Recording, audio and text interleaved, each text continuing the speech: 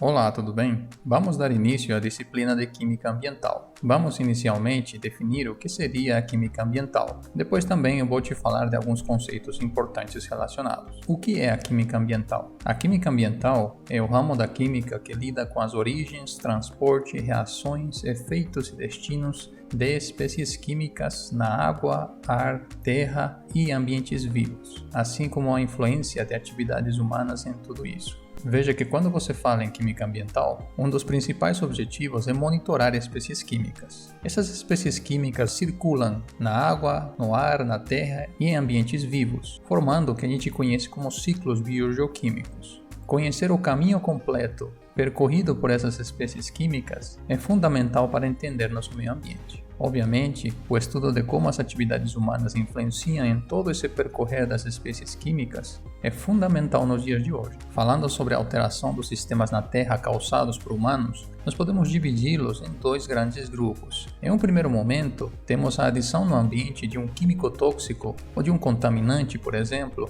como resultado de uma nova substância sintetizada pela indústria. Perceba que quando se usa o termo nova substância, estamos dizendo que esse composto ele não estava presente previamente na natureza. A presença desse composto no meio ambiente pode ter impactos negativos, a depender, por exemplo, da facilidade com que ele se deslocar entre os compartimentos água, ar e terra. Por outro lado, uma outra alteração que pode ser feita é a mudança nos ciclos biogeoquímicos. Os ciclos biogeoquímicos, na verdade, explicam como essas espécies químicas circulam de fato entre água, ar, terra e ambientes vivos que eu te falei na definição de química ambiental. Alguns exemplos são o ciclo de carbono, o ciclo de oxigênio, nitrogênio, fósforo, enxofre. Temos também o ciclo da água. Então, a mudança nesses ciclos naturais pode acontecer tanto pela adição quanto pela subtração dos químicos que já existem na natureza, nesses ciclos naturais. Veja que um exemplo da alteração do ciclo do carbono é o aumento do efeito estufa causado pelos seres humanos nas últimas décadas. O carbono já existe na natureza, porém, o que o ser humano faz é aumentar a sua concentração. Uma das melhores maneiras de acompanhar essas espécies químicas no meio ambiente é através de análises químicas, porque elas vão fornecer informações relevantes a estudos ambientais ou ao monitoramento de espécies químicas em um determinado meio. Os termos estudos ambientais e monitoramento de espécies químicas precisam ser diferenciados na química ambiental. Quando existe a busca de uma resposta para alguma questão que não seja totalmente conhecida ou que é uma questão nova nunca antes estudada, nós entramos no chamado estudo ou pesquisa ambiental. Alguns exemplos de um estudo ou pesquisa ambiental aparecem em azul para você na forma de perguntas. Quais são os diferentes compostos de mercúrio existentes em uma lagoa que foi contaminada com efluentes? Qual é a origem da acidez da água da chuva de uma região? Perceba que essas são duas perguntas que em um primeiro momento não têm uma resposta, e é necessário análises químicas para obter essas informações. Por outro lado, quando o objetivo de uma análise química é obter dados analíticos que sejam comparados com valores que previamente tenham sido estabelecidos como seguros no meio ambiente e assim diagnosticar se esse objeto de estudo ou substância química obedece critérios ou padrões de qualidade reconhecidos por normas técnicas, nós entramos no chamado monitoramento ambiental. Aqui, obviamente, nós não estamos pesquisando algo novo, mas sim medindo o nível de algum tipo de espécie química da qual a gente já conhece o seu comportamento. É óbvio que inicialmente, para conhecer o comportamento dessa espécie ambiental, teve que ter um estudo ou pesquisa ambiental. E se o composto for problemático, nós vamos ter que monitorá-lo ambientalmente. Vamos a alguns exemplos do que seria monitoramento ambiental. O efluente lançado pela indústria está dentro das normas estabelecidas pela Agência de Controle Ambiental para aquele corpo receptor? Veja que geralmente, dependendo da região que você está, do estado, efluentes têm parâmetros de lançamento. Se o efluente estiver dentro dos padrões, você pode lançar o efluente com segurança num corpo receptor. Se não, você precisa melhorar seu tratamento de efluentes. Uma outra pergunta. No ano, quantas vezes o padrão de monóxido de carbono foi ultrapassado na cidade de Belo Horizonte? Quando estudamos química ambiental, um conceito bastante desenvolvido nessa área é o desenvolvimento sustentável. Antes de te falar sobre a definição de desenvolvimento sustentável, vamos aprender o que seria a capacidade de carga da Terra e a pegada ecológica. A capacidade de carga da Terra refere-se à habilidade do planeta em converter nossos resíduos de volta a seus recursos tão rapidamente quanto nós consumimos os recursos naturais e produzimos resíduos. Isso tem a ver com a capacidade do meio ambiente de degradar nossos resíduos e nos fornecer mais recursos naturais.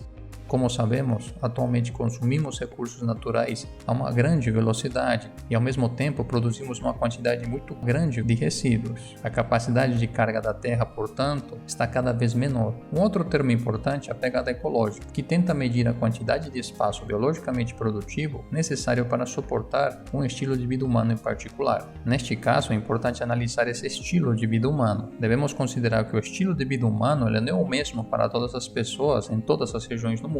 Porém, de uma maneira geral, nós temos o mesmo problema que a capacidade de carga da Terra. Esse espaço biologicamente produtivo também tende a ficar cada vez menor, devido a esse estilo de vida que tende a usar vários recursos naturais e ao mesmo tempo produzir muitos resíduos. As ideias da diminuição da capacidade de carga da Terra e a pegada ecológica nos levam então à definição de desenvolvimento sustentável, que se refere a um desenvolvimento que consiga suprir as necessidades da geração presente sem comprometer a habilidade das futuras gerações de sanar suas próprias necessidades. Isto é, como que nós conseguimos consumir recursos naturais atualmente, de modo que as futuras gerações ainda tenham recursos suficientes, ao mesmo tempo, de que forma evitamos que os resíduos que geramos hoje não tenham que ser um problema também para gerações futuras. As discussões de como implantarmos um desenvolvimento sustentável em grande escala acontecem o tempo todo dentro da química ambiental.